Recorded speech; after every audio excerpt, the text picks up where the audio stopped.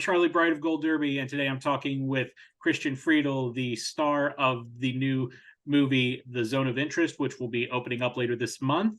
Um, Christian, it's so wonderful to talk to you. The first question I wanted to ask you, and I asked Sandra this a couple weeks ago, was the gravity of the material in this movie communicated through the written screenplay, or did it not come into focus for you until you viewed the finished product? Oh, that's a good first question. I think it was all written in the script, and Jonathan was very transparent from the beginning to share his vision, his thoughts, and he invites us to create his vision with him. So, and we all know that's not only a movie about the Holocaust. It's not only a historical movie. It's a movie about us and ourselves here in modern times. And there's the question, do we learn from our history and what's inside of us? And there's a darkness inside all of us. And I think this was really clear from the beginning. But I was surprised when I watched the movie for the first time that his vision really works, because sometimes, yes, you think this is important and this is the key point and let's do this and figure it out, this and that. But sometimes, yeah, the end result is not the vision. It's sometimes different. But here it's so clearly that he was talking to me when I first met him in a pub in London, and that was really, really great to feel. Yeah. The thing that's so distinct about this movie is the way that it was shot, specifically with the scenes that were in the house where you had and around the house where you had the cameras set up, and it was a very hands-off approach from Jonathan. And I'm curious as to what was it like for you to shoot this movie with the director taking such a hands-off approach? For me, as an actor, it was a luxury situation because we had no technical interruptions, and every scene, outside and inside, were always with sometimes 5 till 10 cameras at the same time, simultaneously, sometimes in different rooms at the same time, and you can hear your colleagues in the other room. And to work in that space was really intense, but a luxury situation, what I said, because you had all the time in the world to find a way for the situation, to improvise, to make mistakes sometimes, because yeah, or to be, it was allowed to be boring, ordinary in a way, and to find a rhythm for the situations and for the lines. And but it was also to be observed and not knowing what's going on. Where's the camera? Where's the microphone? It was sometimes you are confronted with yourself in a way, and that was and sometimes with your fears too. So and there were some specific scenes I was really afraid of. It's not so, to say, it's not so difficult maybe for many actors, but sometimes with this observing thing, it was a new experience for me. But it was great to feel that we all are in the same boat. We are, all the actors were in the same tension all the time, and not now we make a shot on her and now on you and something. No, and there were no technical interruptions, no technicians to see it. It was really, you believe that you are there in the house. And after 1 week or 1.5 weeks, I had the feeling I know the house very well. And it was really helpful, for example, for the scene when Rudolf locked the door, all the doors, and this daily routine. You can believe this is his daily routine. So, and it's also a scene you see him, and you see the real Rudolf Hess, the compartmentalized man. He compartmentalized these things, and he closed and protect something. Yeah, and it, yeah, for me, it was, if you ask me, do you want to shoot every movie in the future in this way? I would immediately say yes. Um, you brought up in your first in the answer to the first question, you brought up how how learning from history, and I was curious as to what did it mean for you as a German actor to portray someone like Rudolf Höss?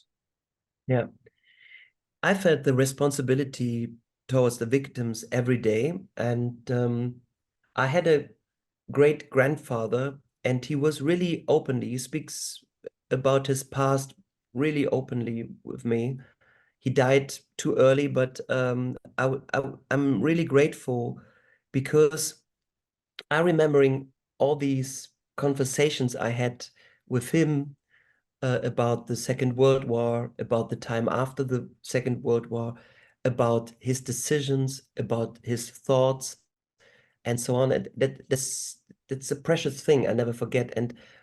Um, and I feel sometimes it's hard because Nazis are most of the time cliche evil persons or something.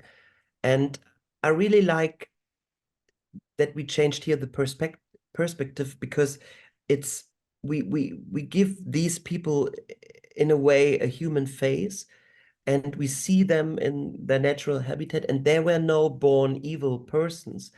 And um and that was important for me, and as a German actor too, that I portrayed this man. And if you watch the movie, you can not say, "Oh no, that's not me," but sometimes you will be surprised that you say, "Oh my God, I can understand him now." Or and this is a shocking moment, but it's you have to realize that we could be all this man in some different situations.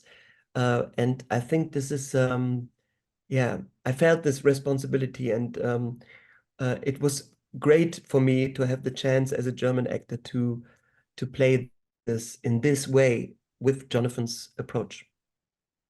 As I mentioned earlier, that I talked to Sandra Hiller, who plays your wife in the movie, a couple weeks ago, and I just have to ask, what was it like to have Sandra as a scene partner?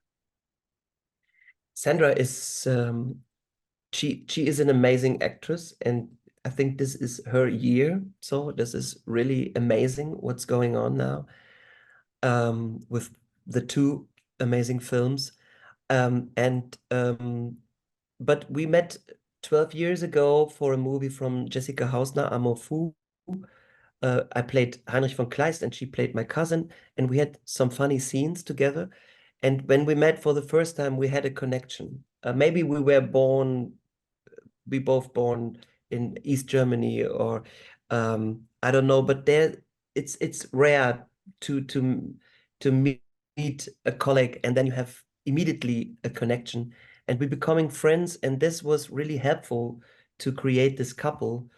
And I really like to work with her because she has no ambition to be the best, or this is my scene, or this is my moment, or I create this character in this way, because no, she's listening, and we trust each other in a way that we make sometimes like music together to create some scenes, or and we listening to each other, and we are there. And that was really, really important, because in this specific workspace with 10 cameras, 360 degrees thing, um, it was great to have her at my side. And sometimes I watched her, and I was inspired by she was so brave in a way, and fearless in a way. And but yeah, she's a gift. That's my ode to Sandra Hiller. And she's also a friend, and that's really great because now it's crazy times for us as German actors to be in America to present this movie, and to do this with her together so close. That's really great. I think you might have touched on this answer a couple questions before, but I'm just curious, what was your reaction to the film when you saw the final cut of it for the first time? I was I know that there will be a second movie in it, a movie with an amazing soundscape from Johnny Burns and this haunting music of Mika Levi. It's amazing. And that was really surprising to hear that, because we never heard any sounds at the set. It was sometimes complete silence. What was really helpful to have these ordinary situations. And I was really surprised about John's decisions, and it makes clearly sense to me. And I was with Sandra in a little cinema in Leipzig, in her hometown, together with her dog, because it's her dog in the movie. And we sat there and we were overwhelmed. And sometimes it was uncomfortable to watch it. Sometimes I recognize, oh my God, this could be me now. And that was, I was a little bit shocked, but I was really happy that what I said, Jonathan's vision works. And yeah, that was, and I watched the rare early cut, then I watched the Cannes version, and then he changed some little details for the international release now, and I think now it's the final version with one little additional scene of Rudolf and his son on horseback riding through the fields. And yeah, and he decided to change something in the rhythm from the movie. And I saw it 4 times, and I think it's uncomfortable to watch, but you realize some specific details, and that was, yeah, it's great. Has there been any reaction to the movie from any of the people who have viewed it that has stood out to you or stayed with you more than others? I had a reaction from a Jewish man. I I think it was in Mill Valley Film Festival, and he came to me after the movie and he said, "I'm so shocked. This this could be me on the screen." And I was really shocked, because to hear that from a Jewish man, and this is, I was thinking, that's a great reaction, because this darkness we've seen in these characters, they were Nazis, yes.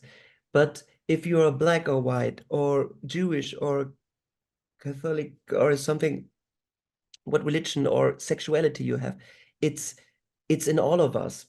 And the decisions we made defines us. And I think I was really grateful to hear this from him in a very personal, emotional way. And then he shares with me his history, and that uh, his grandmother and his grandfather died in Auschwitz. And I was really touched to hear that. And I had a lot of conversations after Q&As with the audience. And there was a man last week in New York. He shared with me a picture, and he lost his grandparents too, and a picture. He was in Auschwitz, and he take flowers to the Sola, to the river, because there's one scene Rudolph is fishing, and then the ashes came to him from the victims, and he made this connection, and he was in tears, and he shares with me this memory, and I'm so grateful. And this is really important. You have to react to this movie, and to hear these reactions, so different reactions from the audience. It's yeah, it's given me goosebumps. It's that's amazing, and I'm really grateful about that. Well, Christian, thank you so much for joining us. We wish you all the best over this upcoming season. And to all of our viewers, please like, share, and subscribe, and keep going to goldderby.com to make your predictions. Thanks so much, Christian. Thank you so much. Thank you.